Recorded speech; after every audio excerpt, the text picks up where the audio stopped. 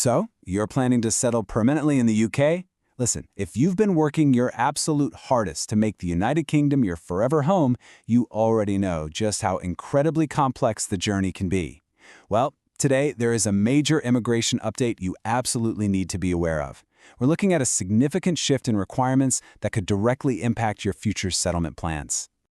Welcome to This Explainer. Today, we're unpacking our complete guide titled UK ILR English Requirement Raised to B2, Complete Guide for Skilled Workers and Global Talent Visa Holders. If you're looking for the absolute clearest way to understand these new rules, you are definitely in the right place. Think of This Explainer as your essential roadmap to navigating these new hurdles and securing your future settlement without all that unnecessary stress. Okay, let's dive into this. We're going to cover 4 key areas today. 1. What is ILR? 2. The B1 to B2 shift. 3. Who is affected? And 4. How to prepare. Section 1. What is ILR? Understanding the ultimate milestone. Right. Before we get into the nitty-gritty of the new rules, we really need to frame exactly what's at stake here. Indefinite Leave to Remain, or ILR, is permanent residency in the United Kingdom. It isn't just another temporary visa renewal, it is literally the ultimate finish line for temporary visas. It's the gateway to building a secure, permanent life free from those endless immigration deadlines and the anxiety that comes with them. You've got to understand this foundational concept before we look at how the government is changing the path to actually get there. What's really interesting about this is how your day-to-day life transforms once you secure that ILR status. I mean, you get to live permanently in the UK, but even better, you can work entirely without visa restrictions. That means you are no longer tied to a specific sponsored employer. You can switch jobs, start your own business, or even take a career break completely on your own terms. You can study freely, access eligible public services like the NHS without having to pay those ridiculously expensive annual health surcharges. And eventually, you can apply for British citizenship. This level of total freedom is exactly why this upcoming rule change matters so incredibly much to your future. Moving right along to Section 2, the B1 to B2 shift. This is a whole new terrain on your journey. So let's take an objective look at the UK government's proposed immigration reform.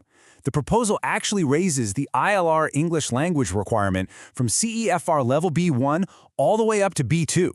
Previously, most applicants only needed to prove their English language ability at that intermediate B1 level. But under these newly proposed plans, B2 is going to become the required standard for many settlement routes. This is a really critical shift. It's aimed at ensuring long-term residents possess a higher degree of fluency so they can fully integrate into the UK workforce and wider society. To really wrap our heads around what that shift looks like in practice, let's compare the two. This brilliantly illustrates the difference. Think about the B1 level. This is your intermediate stage where you can handle everyday conversations, familiar situations, and straightforward information. But then you step up to the B2 level. This is a noticeably higher standard. At B2, you're expected to communicate fluently, understand complex conversations, write detailed documents, express your opinions clearly, and interact with confidence. Think of it this way. B1 is being able to comfortably order a coffee and chat about the weather with a colleague. B2? That's being able to confidently lead a meeting at work, debate a complex professional topic, or write a detailed report without any hesitation. Moving from B1 to B2 requires significantly stronger, much more nuanced English skills. Section 3. Who is affected? Let's check your settlement route. Now, you are definitely going to want to pay close attention here if you're planning to settle in the next few years. The specific immigration routes affected by this B2 shift include the skilled worker visa, the global talent visa, and other eligible long-term work routes that ultimately lead to settlement. If your goal is to apply for ILR in the coming years, please do not wait until your application is due to start upgrading your English. The expectations for these specific professional routes are being raised, and preparation is absolutely your best strategy right now. Now, thankfully, there is a bit of relief for some of you. Exemptions might actually apply if you're from certain majority English-speaking countries, or for those who already meet the requirement through recognized academic qualifications, like, say, a university degree that was taught and researched entirely in English. However, keep in mind these exemptions depend heavily on your specific individual circumstances and the strict criteria of the Home Office. So, I have to remind you, always check the latest official guidance before you just assume you're completely exempt from taking the B2 test. All right. Section 4. How to prepare. This is your 5-step action plan. Let's move to this and see how it builds. Because now that we know what's coming, let's take back control of the situation. Here is a highly practical, 5-step action plan to safely bridge that gap from B1 to B2. Step 1. Assess your current English level. Take a mock test so you know exactly how much ground you need to cover. Step 2. Enroll in a quality English language course focused specifically on B2 proficiency. Step 3. Practice all 4 language pillars daily: reading, writing, listening, and speaking. Step 4. Choose an approved English test. And finally, Step 5. Don't wait until the last minute. Listen, language improvement is a marathon, not a sprint, and starting early is your absolute best defense against delays and stress when your visa expiry is looming.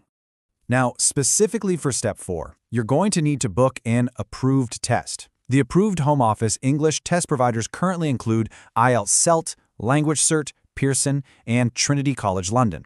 Just ensure that the specific test you choose aligns perfectly with the immigration requirements active at the exact time you book it. As we all know, policies can always be updated. The absolutely crucial point here is that upgrading your English doesn't just help with your immigration paperwork.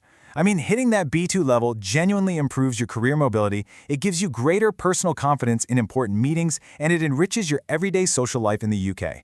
By preparing early, you aren't just checking some bureaucratic box for the Home Office, you're unlocking immediate, real-world benefits for your professional and social life right now. And hey, if you need a trusted community to help guide this entire relocation journey, look no further than Travul.org. Their platform offers a wealth of incredible resources, verified scholarship opportunities, crucial visa and immigration news, expert guidance, and highly active WhatsApp and Telegram communities where you can connect with people on the exact same path as you. Be sure to engage with their platform and utilize their bookable consultations to ensure your travel dreams actually become plane tickets. We've covered a lot of really vital ground today. But as we wrap up this explainer, I want to leave you with one final thought to consider. Will your English level open doors to your UK future? Or will it be the hurdle that holds back your settlement? The choice and the preparation is entirely in your hands. Start today, elevate your skills, and confidently secure that permanent residency you've worked so hard for. Thanks so much for joining this explainer,